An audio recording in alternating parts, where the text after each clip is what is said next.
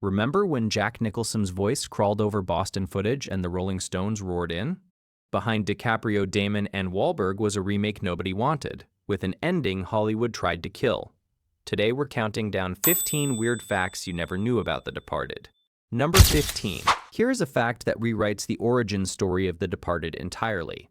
Brad Pitt's production company Plan B, co-founded with producer Brad Gray, purchased the remake rights to the 2002 Hong Kong thriller Infernal Affairs from Media Asia Entertainment Group for $1,750,000 in January 2003. At that point, Pitt himself was attached to star. He was the reason this project existed in Hollywood at all. Once Martin Scorsese boarded as director, Pitt took a hard look at the two lead roles and decided he was simply too old for either. He told Interview magazine that the parts made far more sense with younger actors, guys who were, in his words, just coming out of the academy. Rather than walk away, Pitt moved into a producer role. Scorsese's collaborator Kenneth Lonergan then suggested Boston-raised Matt Damon for the role of smooth, ambitious Colin Sullivan. The age gap between Pitt and DiCaprio runs roughly a decade, and casting two younger men preserved the film's central thesis, that a city shapes young men before those men even realize it. Turns out what looked like a simple casting swap was actually a near-total reboot of the film's identity. That is worth sitting with the next time you watch Sullivan charm his way up the state police ladder, because his boyish hunger was a deliberate choice born from one star stepping aside. And if Pitt almost played Sullivan, another major name was already circling the other lead. Number 14. Matt Damon landing Sullivan was not a foregone conclusion, and the casting of Billy Costigan had its own entirely different early life. In the pre-Scorsese era, when Plan B was developing the project with Pitt as the anchor, studio executives reportedly eyed Tom Cruise for the parallel undercover cop role. That pairing would have produced a glossier, more conventional Hollywood crime film. The Departed, as most people know it, would not exist. Everything changed when Scorsese came aboard and brought Leonardo DiCaprio, fresh off their two previous collaborations on Gangs of New York and The Aviator. Scorsese and DiCaprio had developed genuine creative shorthand by that point. The partnership had deeper roots than most people remember. Robert De Niro had urged Scorsese years earlier to look at the young DiCaprio after watching him in the 1993 drama This Boy's Life. That informal recommendation eventually produced 3 full features together. The contrast between what a Cruise and Pitt version might have delivered and what DiCaprio actually brought to Billy Costigan is instructive. DiCaprio's Billy is raw, reactive, genuinely frightened. There is no movie star armor on him. That vulnerability was not accidental. It came from Scorsese consistently choosing actors over icons. So every time you watch Billy unravel under the pressure of his double life, remember that quality almost never made it to the screen. And the villain's chair had its own first-choice story waiting to be told. Number 13. Frank Costello is such a defining screen villain that it is nearly impossible to imagine anyone else in the role. But Martin Scorsese's first instinct was not Jack Nicholson. Scorsese had long wanted to work with Al Pacino, a collaboration that had never materialized despite decades of both men at the top of the industry. According to published reports, Pacino was offered Costello first. He passed. Nicholson was approached next, and his initial reaction was not enthusiasm. He reportedly felt the part was, in his words, a little regular, and had no interest in playing a regular anything. It took a concerted effort from Scorsese, DiCaprio, and screenwriter William Monahan to bring him around. The deal gave Nicholson significant creative latitude, essentially a promise of free rein over Costello's behavior on set. That agreement mattered enormously. What followed was not a tightly directed performance. It was controlled chaos built on permission. Pacino and Scorsese would eventually collaborate on The Irishman, finally resolving a long overdue pairing. But in 2006, the gap between what Pacino might have brought and what Nicholson actually delivered represents one of the most consequential what-ifs in modern American cinema. Costello's unpredictability, his delight in cruelty, his sense of a man who genuinely enjoys his own menace. All of it traces back to a negotiation that gave Nicholson permission to go further than most studio films would ever allow. The next fact explains exactly how far that permission extended. Number 12. This one reframes the film's entire reputation as a Scorsese original. The Departed is a remake. Specifically, it is an adaptation of Infernal Affairs, a 2002 Hong Kong crime thriller directed by Andrew Lau and Alan Mak. What makes this particularly striking is that Scorsese reportedly did not initially realize the project was based on an existing film. And once he did, he made a deliberate choice. He would not watch the original until after completing his own version. Screenwriter William Monahan took the same approach. Rather than screen Infernal Affairs, he worked from a translated version of the Chinese screenplay. He approached the material not as an adaptation, but as what he called a Bostonian film. Monahan was born in Dorchester, and he poured his memories of South Boston and his grief over people he had personally lost into the script. The Boston texture is not a costume, it is lived experience. Infernal Affairs co-director Andrew Lau later said that while he preferred his own film, the Scorsese version was pretty good too. That is, as generous as one filmmaker can be when someone has reimagined their work from scratch. The gap between the two films is the gap between a Hong Kong procedural and a South Boston character study, and that gap is almost entirely Monahan's doing. The source material for Monahan's most dangerous character, though, came from a very real and very notorious place in American criminal history. Number 11. Frank Costello is fictional, but he was built from the bones of a real man. Screenwriter William Monahan based Costello on James Whitey Bulger, the Irish-American crime boss who ran South Boston's Winter Hill Gang for decades, while secretly serving as an FBI informant.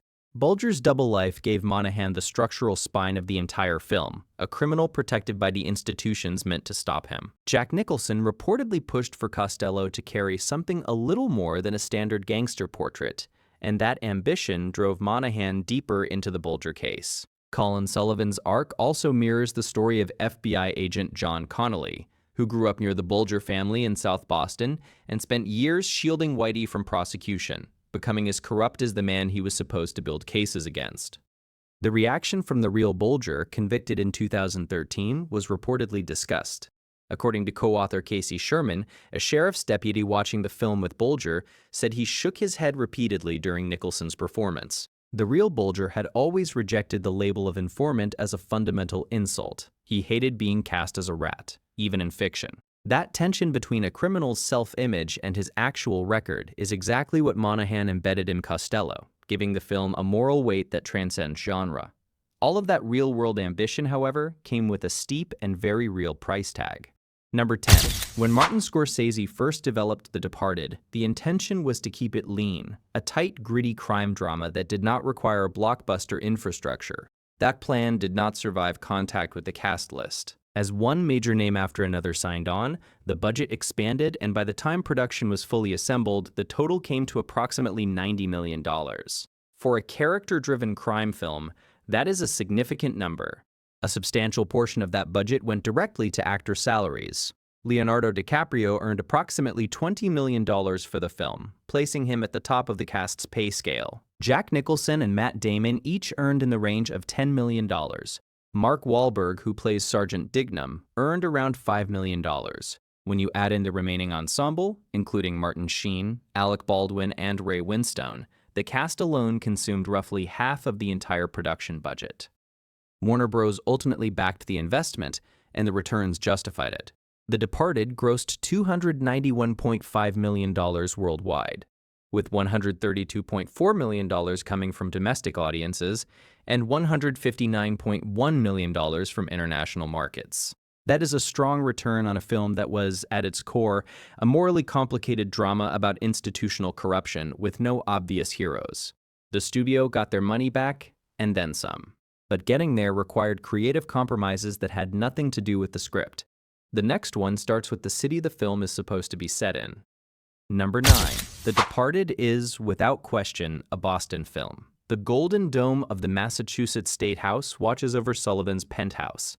The accents, the neighborhoods, the Catholic guilt, the corner store loyalty, it all reads as deeply, specifically Boston. So it is genuinely surprising to learn that a significant portion of the film was not shot in Boston at all.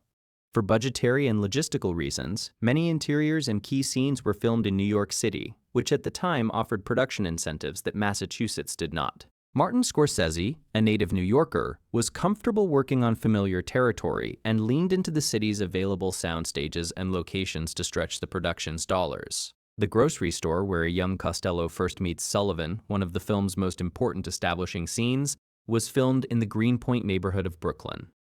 Sullivan's penthouse, which carries so much visual and thematic weight as a symbol of everything he purchased with his corruption, was constructed on interior sets rather than filmed in an actual Boston apartment. The State House dome visible through the windows was a digital insert, not a real location. The film's Boston atmosphere is, to a meaningful degree, a construction exterior landmark shots combined with New York interiors, stitched together by editor Thelma Schoonmaker into something that feels entirely of a place. The next surprise involves not just where the film was shot, but who ended up on screen, and how one central character was built from two entirely different people. Number 8. In Infernal Affairs, the Hong Kong original, there are two distinct female characters serving different emotional and narrative functions. William Monahan looked at both and made a deliberate choice. He collapsed them into a single person. That person became Madeline, the police psychiatrist played by Vera Farmiga, who ends up romantically entangled with both Billy Costigan and Colin Sullivan, neither man knowing about the other. Before Farmiga was cast, Martin Scorsese reportedly considered a notable list of names for the role, including Kate Winslet, Emily Blunt, Hilary Swank, and Jennifer Aniston. Farmiga was at that point a considerably less prominent figure in Hollywood. Her casting was a creative decision rather than a commercial one, and it proved to be the right call. Farmiga later revealed she had met with a real police psychiatrist during preparation, and that the professional told her Madeline did pretty much everything wrong throughout the film. Farmiga found that clarifying, it told her exactly what kind of person she was playing. Infernal Affairs co-director Andrew Lau felt the merged character was structurally weaker than the original's two separate women. But in Monahan's script, Madeline functions as the film's single point of emotional honesty, the one person not actively deceiving anyone. The impossibility of her position reflects the moral impossibility at the heart of the whole film. Now, before we get to the biggest revelations in this countdown, let's pause for a moment. All right, we're at the halfway mark, and things are about to get even wilder. Before we hit the top 7, I want to hear from you what's your favorite The Departed quote or moment. Drop it in the comments, and if you're enjoying this, smash that like button and subscribe if you haven't already. It really does help the channel grow. Number 7, the interrogation scene where Frank Costello sniffs the air, tells Billy Costigan he smells something, and then produces a pistol from nowhere is one of the most genuinely unsettling moments in the film. It works because of DiCaprio's reaction, which is completely and demonstrably real. The gun was not in the script. Jack Nicholson arranged for it himself. Nicholson told Variety that before filming the scene, he quietly asked the prop master to hide a firearm on set, alongside a fire extinguisher, some matches, and whiskey, none of which were scripted elements. Neither Martin Scorsese nor DiCaprio was told what was coming. Scorsese confirmed in his book Conversations with Scorsese that Nicholson had not informed him about the gun, and that DiCaprio's reaction was entirely unplanned. DiCaprio later recalled that the prop master gave him a quiet heads up that Nicholson had a gun and a fire extinguisher on his person, and that he should be careful, which he described as one of the most intense preparation notes he had ever received before a take. Editor Thelma Schoonmaker, who assembled the scene in post-production, built the moment's terror around that genuine flinch from DiCaprio. The cut lands because the fear is not performed. This is the kind of thing that only works when one actor trusts another enough to be genuinely startled and still stay in the scene. And as it turned out, the gun was only the beginning of what Nicholson brought to set without asking anyone's permission. Number 6. The hidden gun was not an isolated incident. Jack Nicholson's approach to Costello involved a pattern of unscripted additions introduced without prior approval, and Martin Scorsese incorporated a measured portion of them into the finished film. Nicholson had been granted creative latitude as part of the deal that brought him aboard, and he used it in ways that consistently surprised the people around him. Matt Damon recalled that during the scene where Costello kills a woman in a parking garage, Nicholson pushed to add specific dialogue about the manner in which she fell after being shot, a detail nobody had written. Producer Graham King described the experience of relaying some of Nicholson's more extreme requests to the studio as genuinely difficult, including a sequence where Nicholson wanted Costello to wear a strap-on device in an adult theater scene. King said it was a conversation he had not anticipated having. Nicholson acknowledged that he enjoyed discovering how far the people around him could be pushed toward the unexpected. Scorsese filtered that energy rather than indulge in it wholesale, keeping what served the character and redirecting what did not. Ray Winstone, who plays Costello's enforcer, absorbed some of the improvised momentum into his own work. The result is a villain who feels genuinely dangerous because he is not entirely controlled. Not everyone on that set had the same freedom to go off script, however, and the next section explores exactly that tension.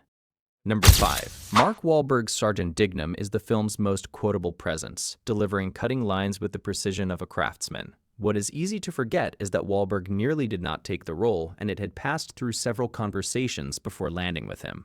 Scorsese's original instinct was Ray Liotta, whose work in Goodfellas had already established a shorthand with the director's sensibility. Liotta was unavailable due to scheduling conflicts. Dennis Leary and Ethan Hawke were also considered. Wahlberg was approached and turned the role down repeatedly before Scorsese personally persuaded him. Once committed, Wahlberg drew on his own biography, specifically the Boston officers who had arrested him during his youth and the memory of his parents spending grocery money to bail him out. The accent and the attitude were not imported, they were excavated from personal experience. The irony is that when Wahlberg arrived on set and tried to bring some of Nicholson's improvisational energy to Dignam, Nicholson went directly to Scorsese and shut it down. Dignam's lines stayed exactly as William Monahan had written them. That is a significant fact, because Dignam's dialogue is widely considered some of the sharpest in the film, and it is pure craft rather than spontaneity. Wahlberg was the only cast member nominated for an Academy Award for this film, earning a Best Supporting Actor nomination. The actor who nearly played his commanding officer had his own close call with the production. Number 4. Martin Sheen's Captain Queenan is the moral center of The Departed, the one figure operating without deception, the man Billy Costigan trusts completely and at great cost. His death lands hard partly because of the warmth Sheen brings from his very first scene. But Queenan was not written with Sheen in mind. The role had a far more famous name attached before that conversation ever happened. Robert De Niro, the actor most associated with Scorsese's greatest work, was approached for Queenan. De Niro declined. He had chosen to direct his own film, the CIA drama The Good Shepherd, released the same year as The Departed. It was the right creative decision for De Niro, but it left a significant vacancy in the ensemble. Irish actor Gerard McSorley was also considered before the role eventually went to Sheen. Sheen came in and made the character entirely his own, bringing a quiet and almost pastoral decency to a film that otherwise traffics in moral compromise. The gap between what De Niro's presence might have signaled and what Sheen actually delivered is one of the film's underappreciated gifts. You do not grieve Queenan because of who the actor is. You grieve him because of who the character is. And the film's most fiercely contested creative decision had nothing to do with casting. It had everything to do with who got to live. Number 3. There is a version of The Departed where Billy Costigan survives, where Colin Sullivan survives, where the film closes with a franchise in place. That version exists because Warner Bros. Actively pushed for it. Martin Scorsese refused, and the standoff over the ending is one of the more remarkable creative battles in recent Hollywood history. Scorsese later told GQ that what the studio wanted was a franchise, a property they could return to with these characters still breathing. He described executives walking out of early screenings very sad because they just didn't want that movie. His position was unambiguous. He told the producers, "Nobody gets forgiven in this one. Nobody." He later described the all-dead finale as his personal moral ground zero, the only ending that genuinely honored what the story was about. A sequel script focused on Dignam was reportedly written and subsequently shelved once it became clear Scorsese would not return. Scorsese said the dispute signaled to him that the studio relationship had reached its natural limits. William Monahan's script had constructed a moral universe where corruption and betrayal move in only one direction, toward total destruction, and any alternate ending would have unraveled everything the film built. Scorsese held the line. The massacre stands.